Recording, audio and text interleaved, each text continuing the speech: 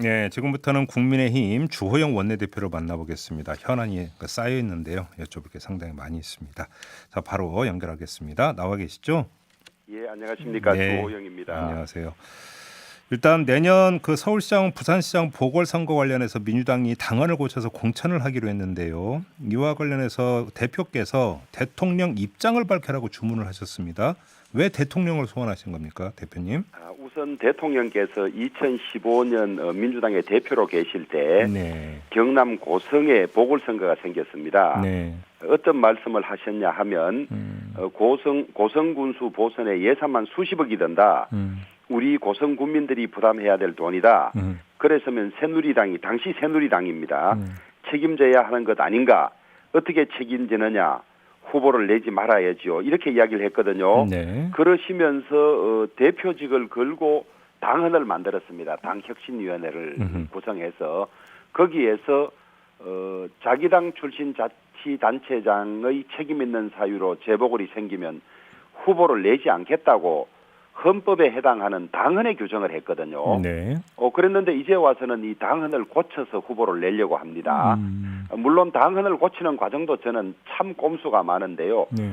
전당원 투표를 한다고 했는데 전당원 투표 요건을 못 갖추었습니다. 투표율이 33%가 넘어야 하는데 20 몇 %밖에 되지 않았기 때문에 사실 당헌 개정 요건도 되지 않는데 네. 그러니까 또 이건 여론조사에 불과했다.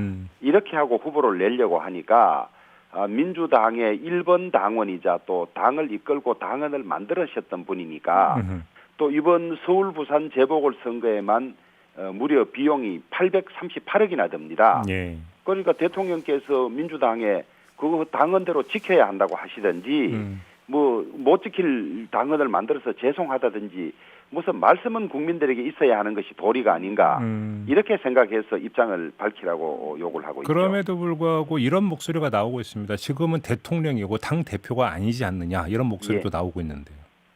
그런데 당에 관련되는 일에 조금 유리하거나 좋은 일은 일일이 그 코멘트를 하셨거든요. 네. 그러니까 어려운 일이니까 피해 가시는 거죠. 알겠습니다. 자, 이제 원칙 영향 말고 현실 영향으로 들어와서 그 국민의힘 입장에서는 뭐 그 서울시장 보궐선거 같은 경우도 충분히 이길 공산이 있다고 그렇게 자신하세요, 대표님? 선거는 이제 거대한 민심의 표출이니까 네. 저희들이 최선을 다하고 또 우리가 다른 후보보다 더 잘할 수 있다는 확신을 심어주는 것이 중요한데요. 네. 다만 선거는 또 여러 가지 무슨 밴드웨건 효과라는 그런 효과도 있고 또 언더독 효과라고도 있어서 처음부터 우리가 집니다라고 하는 당은 없습니다. 아무도. 그렇죠. 예, 다만 이제 민주당이나 또 이 정권이 워낙 못하는 분야가 많고 또 서울시장, 부산시장 보궐선거 사유는 맡았던 민주당 출신 자치단체장들이 성추문으로 성추행으로 다 물러난 다음에 생기는 보궐선거이기 때문에 이런 선거에서조차 우리 국민의힘이 이 시민들로부터 선택을 받지 못한다면 그것은 매우 심각한 문제이죠. 네. 근데 지금 오늘 조간에서 쏟아진 뉴스를 종합을 해서 질문을 좀 드려야 될 것 같은데요. 예. 뭐 국민의힘에다가 국민의당 여기다가 그 민주당 탈당한 금태섭 전 의원 더 나아가서 조국 흑석 저자들까지 이들을 모두 모아서 삼각 동맹 및 다단계 경선을 치러야 된다라는 의견도 나오고 있다고 하고 그다음에 국민의힘 간판을 뗀 시민 후보가 나와야 이길 수 있다. 또 이런 목소리도 나온다고 하는데 어떤 입장에서요, 대표님? 그런 논의가 활발합니다. 선거는 어차피 제일 중요한 것이 구도라고 하지 않습니까? 예. 그래서 뜻을 같이 하는 사람들이 단일 후보가 되고 힘을 모아야 승리 가능성이 높기 때문에 선거는 통합하거나 단일 후보로 만든 당이 늘 그 승리하는 그런 경향이 많거든요. 그래서 활발한 논의가 나오고 있습니다. 말씀하신 국민의당의 안철수 대표나 또 민주당을 탈당한 금태섭 전 의원이나 모두 이 정권이 하는 것이 잘못하고 있다. 민주당이 하는 것이 잘못하고 있다. 이런 입장이기 때문에 뭐 어느 정도 성숙되고 이런 건 없습니다만은 선거 막판까지 가면 힘을 합칠 가능성이 대단히 높다.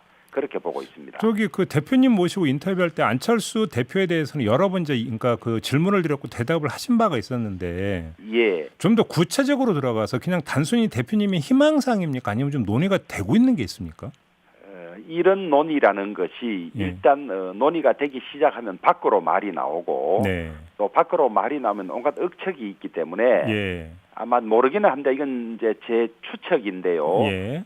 안철수 대표 측에서 서울시장의 뜻이 있다든가 이런 이야기가 나오는 순간에 그것이 성사되지 않으면 정치적으로 데미지가 있기 때문에 예. 확실히 예를 들면 반민주당 측 단일 후보가 될 수 있다는 그런 가능성이 높으면 저는 움직일 거라고 보고요. 예. 그러기 전에는 논의하는 것조차도 부담스럽지 않겠습니까? 근데 그렇게 되려면 국민의힘에서 뭔가 보장책을 제시를 해야 된다는 얘기잖아요. 근데 이게 이제 저희들 당헌 당규가 경선으로 되어 있고 예.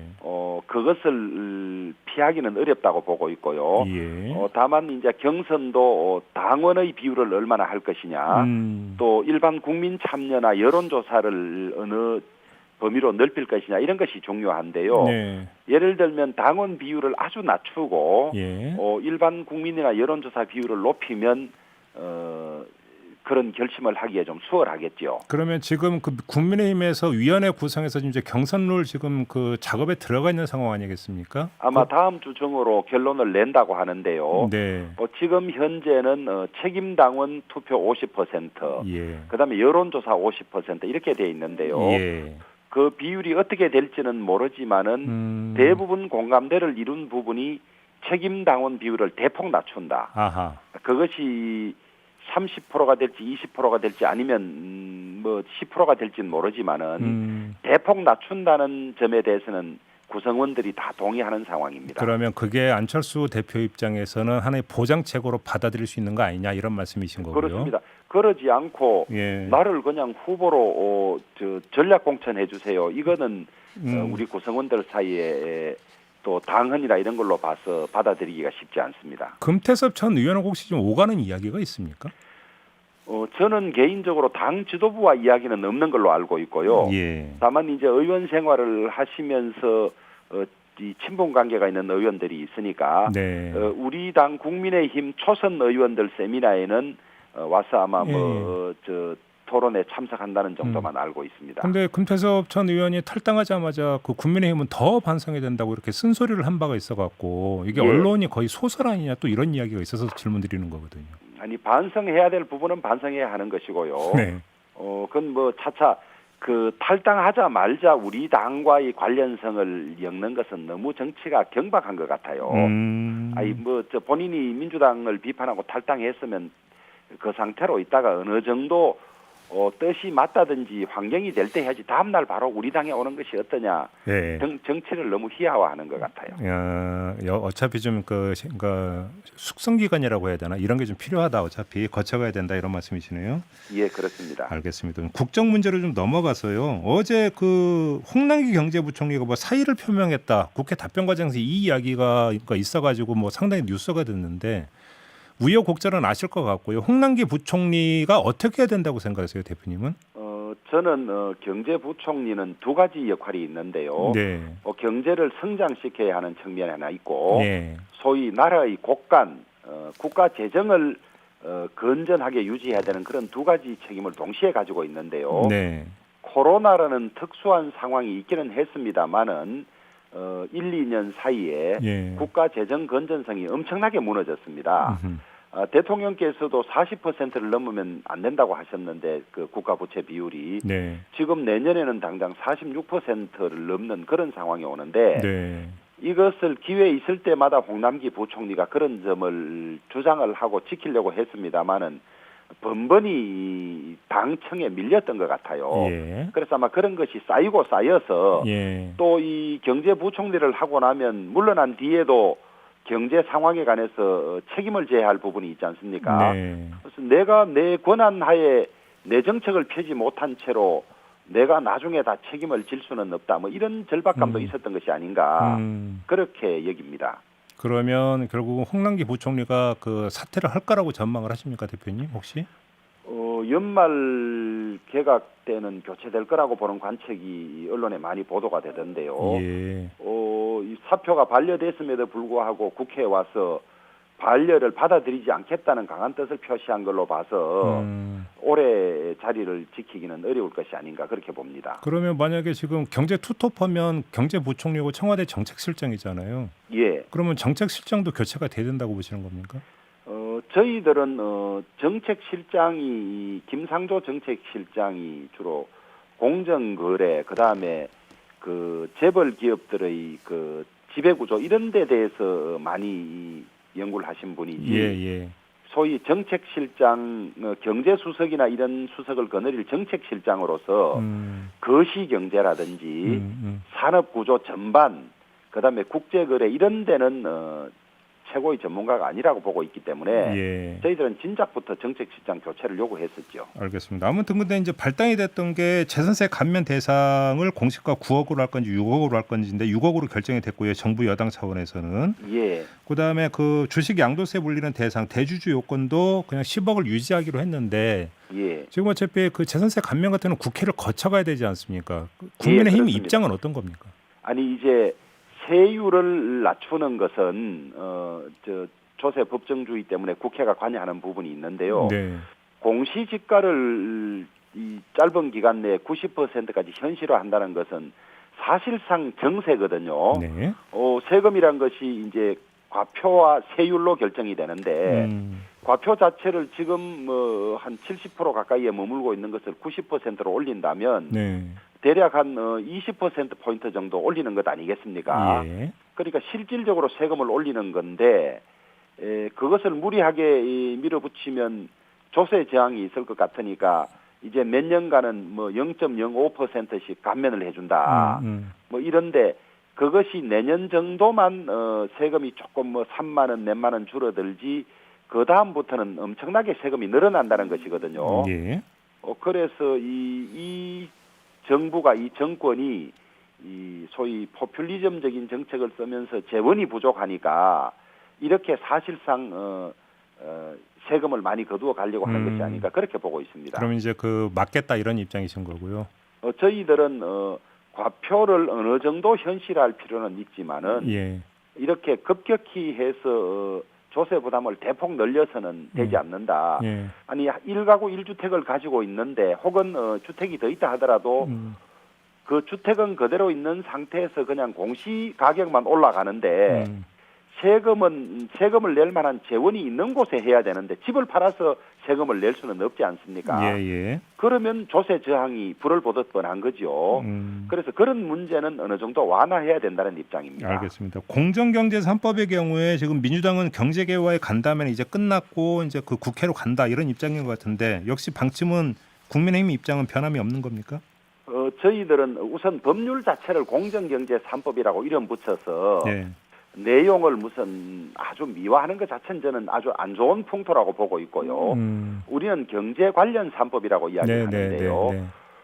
이제 민주당이 의석이 많으니까 자기들 나름대로 뭐 하고 싶은 걸 하려고 하는데 부동산 임대차 관련 3법에서 아직도 교훈을 못 얻은 것이 아닌가. 힘으로 그냥 밀어붙여서 자기들대로 됐다고 환호할지는 모르지만은 그 후유증이 엄청나지 않습니까?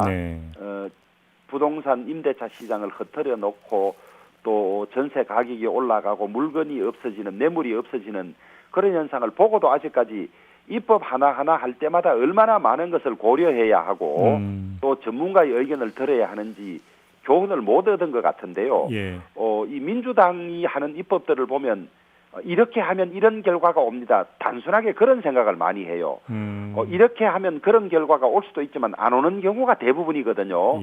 그래서 그런 데 대한 영향력, 인과관계 이런 것들을 전문가들이 많이 나와서 좀 더 정밀하게 논의하고 정했으면 좋겠어요. 기업의 투명성을 높이고 또 재벌들의 족벌 경영이나 위법 경영을 막을 장치의 도입은 필요하지만은 그것이 우리 기업들의 경쟁력을 외국 기업에 비해서 부당하게 낮게 한다든지 또 지금 뭐 기업이 마음껏 경제 활동을 하도록 해도 어려운 상황에서 발목을 심하게 묶는다든지 이런 일이 생겨서는 안 될 것이거든요. 알겠습니다.